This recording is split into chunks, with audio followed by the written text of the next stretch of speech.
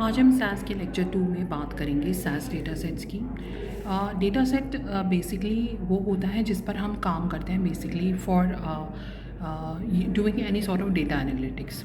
तो the data that is available for a SAS program is called as SAS data.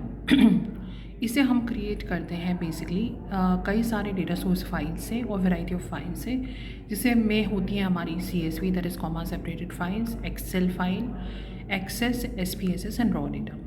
It has many built in data sources available. Data sets की अगर हम definition की बात करें तो they are temporary data sets if they are use by the SAS program and then discarded by the run by after running. Permanent data sets वो होते हैं जो कि एक स्पेसिफिक लाइब्रेरी में होते हैं, जिसे लाइब्रेरी डेटा सेट्स भी हम कह सकते हैं। अब आते हैं SAS डेटा सेट्स को हम किस तरह स्टोर करते हैं। SAS के जितने भी डेटा सेट्स जिस पे हम एनालिटिक्स आगे जाके करते हैं वो रो और कॉलम के फॉर्मेट में होता है, जिसे SAS डेटा टेबल भी कहा जाता है। यानी the SAS data set is stored in the form of rows, columns, also referred to as SAS data table.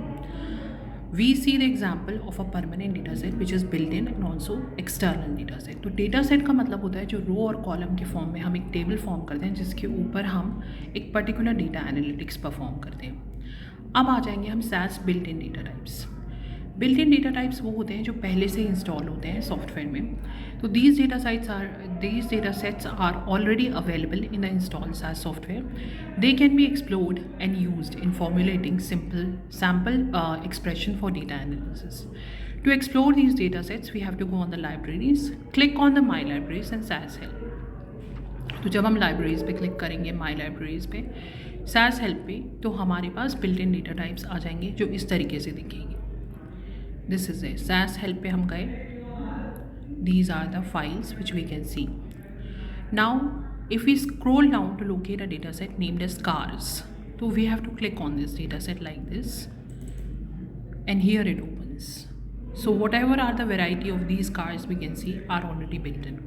तो ये हमारे कहलाएंगे data sets.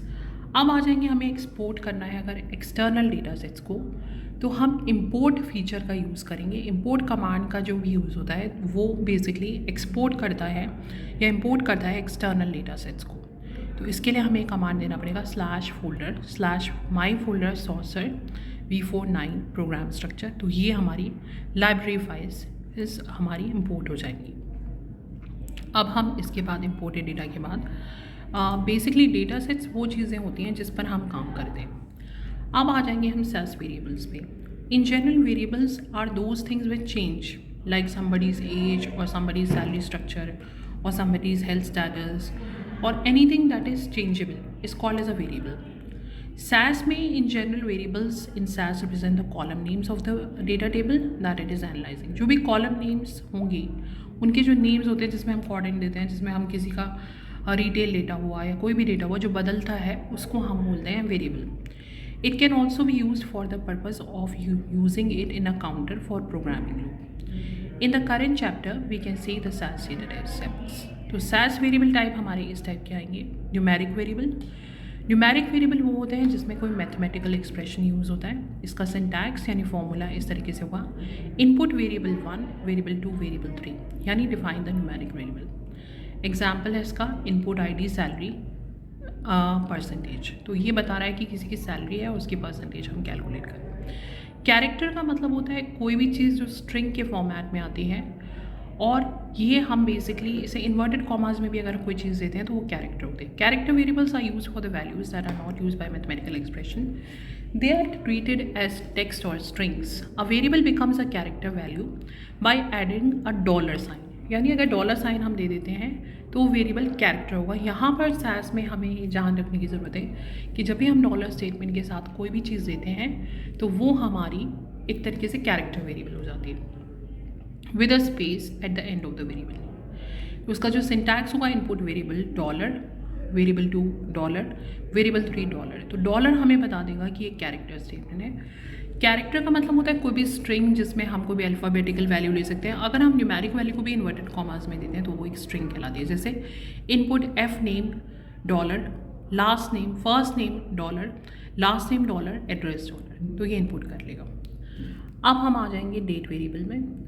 These variables are treated only as dates if there is a valid date format।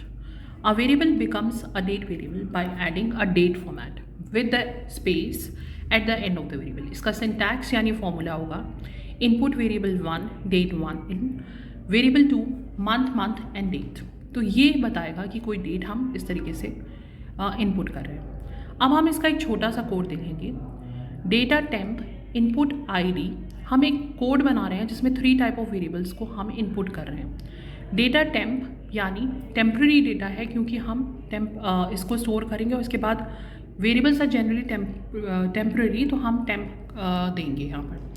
Input ID name dollar salary, यानी ये character type हो गया. Dollar का मतलब हुआ सैलरी आपकी कैरेक्टर है. कैरेक्टर का मतलब होता है जनरली कोई अल्फ़ाबेटिकल वैल्यू, बट अगर हम इन्वर्टेड कॉमास में कोट्स में कोई मैथमेटिकल वैल्यू भी देते हैं तो वो भी हमारी कहलाएगी. Date of joining date 9, format date of joining date 9. अब डेटा लाइन्स.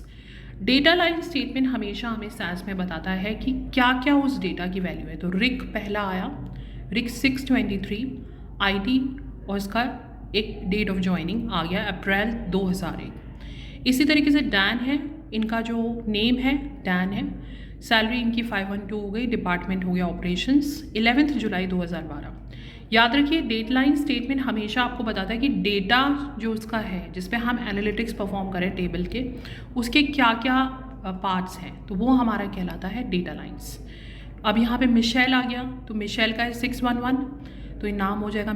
आईडी इनकी 611 है, नेम हो गया हमारा मिशेल, आईडी है 611, और इनका डिपार्टमेंट है आईटी, और डेट ऑफ ज्वाइनिंग है 21 अक्टूबर. फिर राइन पे हम आते हैं. तो ये हमारा तरीका है जिस तरीके से हम SAS के कोड्स को लिखेंगे. इसको अभी हम एग्जीक्यूट करके भी देखेंगे. Then we come to Rashmi 722, that is her ID. फिर फाइनेंस डिपार्टमेंट एंड 3 सितंबर 2014. तो डेट लाइन स्टेटमेंट हमेशा हमें बताता है कि किस तरीके उस पर्टिकुलर डेटा जिस पे हम एनालिसिस कर रहे हैं वो किस बारे में होगा. अब दूसरा पार्ट जैसे मैंने पहले भी अपने लेक्चर में बताया था, प्रोसीजर. ये तो हमने डेटा इनपुट कर दिया. अब प्रोसीजर हमें क्या कराना है, इसको प्रिंट कराना है टेबल के फॉर्म में, तो हम देंगे प्रॉक प्रिंट डेटा. यानी प्रोसीजर जो काम हमें करना है वो है procedure print data is equal to temp. तो टेम्प यानी जितनी भी वैल्यू यहाँ पर है ये इसके अंदर आ जाएंगे. Run once we see this is the kind of table that we generate. और जनरली हमें यहाँ पे टेबल ही जनरेट करनी होती है. हम हमेशा 3 विंडोज़ पे 3 पार्ट्स देखते हैं, कोड, लॉग, रिजल्ट्स. हमेशा हमें आउटपुट के लिए इस तरीके से देखना है. तो ये आ गया जो इसके नंबर्स हैं, 8 एम्प्लॉयज़ का डेटा है, ये इनकी आईडी आ गई. नेम इनका आ गया Rick, Dan, Mike, Ryan, Gary, Tushar, Pranav, Rashmi. And salary comes as two 623, ये जो इतना भी है.